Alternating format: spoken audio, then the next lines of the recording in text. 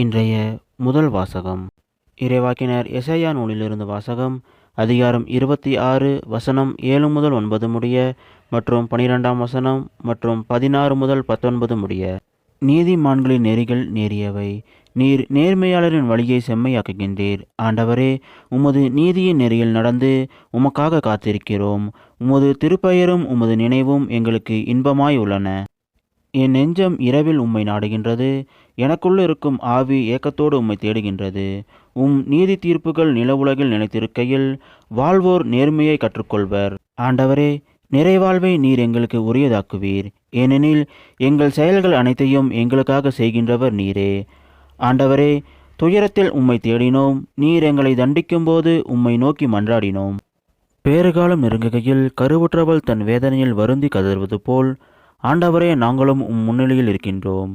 நாங்களும் கருவுற்ற வேதனையில் துடித்தோம், ஆனால் காற்றை பெற்றெடுத்தவர் போல் ஆனோம்.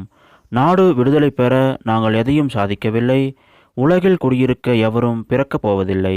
இறந்த உம் மக்கள் உயிர் பெறுவர், அவர்களின் உயிரற்ற உடல்கள் மீண்டும் எழும். புழுதியில் வாழ்வோரே, விழித்தெழுந்து மகிழ்ந்து பாடுங்கள், ஏனெனில் நீர் பெய்விக்கும் பனி ஒளியின் பனி. இறந்தோர் நிழல்களின் நாட்டிலும் அதை விழச் செய்கின்றீர். இது ஆண்டவர் வழங்கும் அருள்வாக்கு.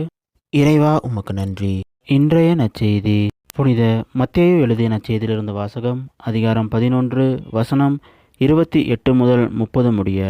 அக்காலத்தில் இயேசு கூறியது, பெருஞ்சுமை சுமந்து சோர்ந்திருப்பவர்களே, எல்லோரும் என்னிடம் வாருங்கள், நான் உங்களுக்கு இளைப்பாறுதல் தருவேன்.